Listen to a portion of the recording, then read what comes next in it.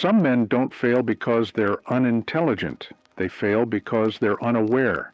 Carl Jung believed that much of human suffering comes not from a lack of intellect, but from unconscious behavior we refuse to confront.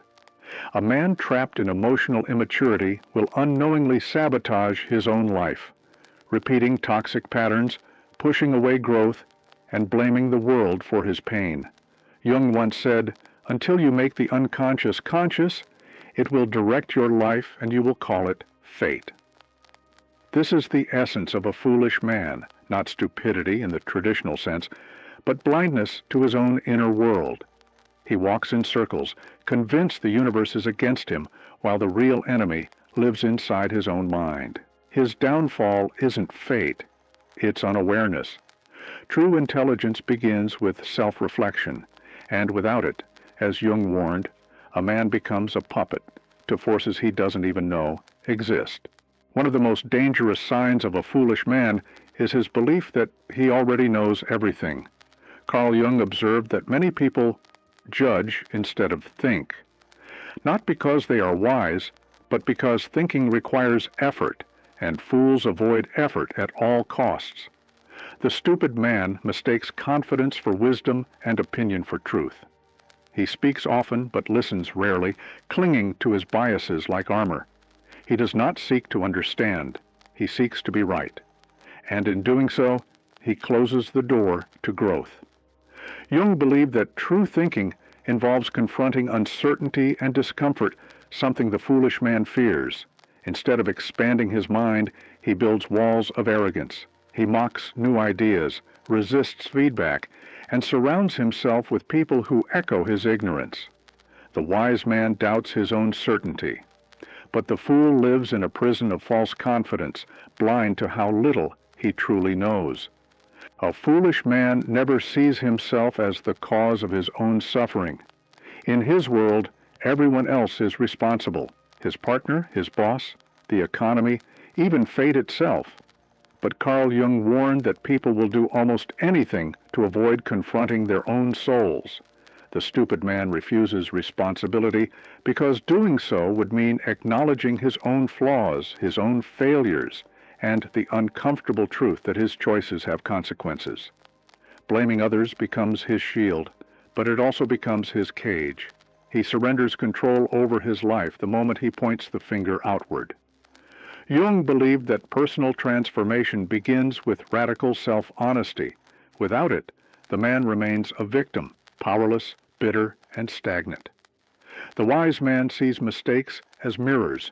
The fool sees them as attacks, and until he dares to take ownership of his life, the foolish man will repeat the same suffering, calling it bad luck, when it's really just avoidance. Emotional impulsiveness is one of the clearest signs of a foolish man. He reacts before he reflects, lashing out in anger, retreating in silence, or collapsing under stress. Carl Jung believed that what remains unconscious within us will inevitably control us. For the emotionally immature man, unprocessed feelings run the show. He believes his rage is strength, his coldness is control, and his sarcasm is intelligence. But in truth, he is ruled by emotions he doesn't understand.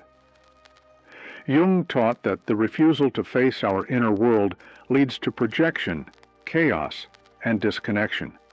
The foolish man sees vulnerability as weakness, so he masks fear with aggression and pain with pride. He's never learned to sit with discomfort, so he lashes out to regain a false sense of power. But the wise man, as Jung would say, turns inward. He learns to master his emotions, not by suppressing them, but by understanding their source. The fool never does. The foolish man is addicted to comfort. He lives for instant gratification, food, sex, entertainment, scrolling endlessly through distractions. Carl Jung warned that the psyche is in constant conflict between the higher self and the shadow. The stupid man submits to the shadow. He avoids discipline, resists delay, and chooses the easy path every time. But pleasure, as Jung understood, is often a mask for deeper emptiness.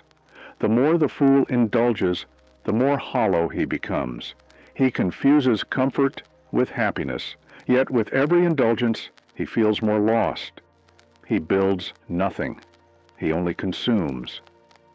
Meanwhile, the wise man sacrifices the temporary for the meaningful. He understands that fulfillment is earned through effort, restraint, and purpose. Jung believed that true transformation requires facing discomfort, not escaping it.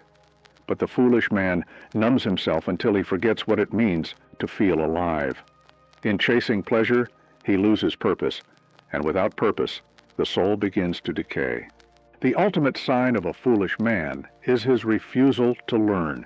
He stumbles through life repeating the same painful patterns, choosing the same toxic relationships, making the same poor decisions, and falling into the same emotional traps. Carl Jung described this as repetition compulsion, an unconscious drive to relive old wounds because they are familiar. The stupid man does not pause to reflect. He does not ask, "Why does this keep happening to me?" Instead, he blames the world and ignores the lesson life is offering. But life, Jung taught, is always trying to wake us up through pain, through patterns, through reflection. Mistakes are not curses, they are teachers. The wise man studies them, extracts meaning, and evolves. But the fool keeps talking, keeps blaming, and keeps running from the truth. And until he learns to listen, truly listen, he will remain stuck, not because life is cruel, but because he refuses to grow. A foolish man does not lack dreams. He lacks discipline. He may talk about goals, success, or transformation, but his actions are ruled by comfort. Carl Jung believed that the shadow, the unconscious and often darker side of the self, dominates when we avoid inner confrontation.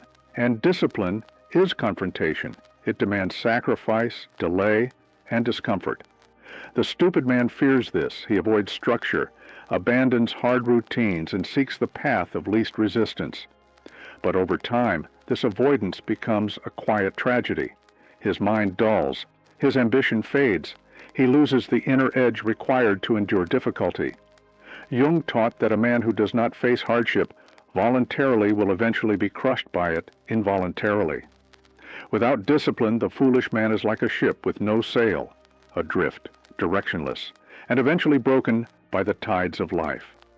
While the wise man grows through self-mastery, the fool decays through avoidance, convinced he is free, while slowly becoming a prisoner of weakness. The foolish man doesn't just fail.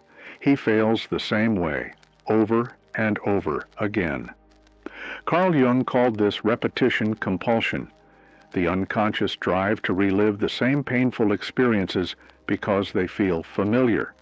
The stupid man returns to toxic partners, repeats bad financial choices, and walks straight into emotional traps he's already fallen into. But he never pauses to ask why. He sees each failure as isolated, each setback as bad luck, never realizing that life is trying to teach him something.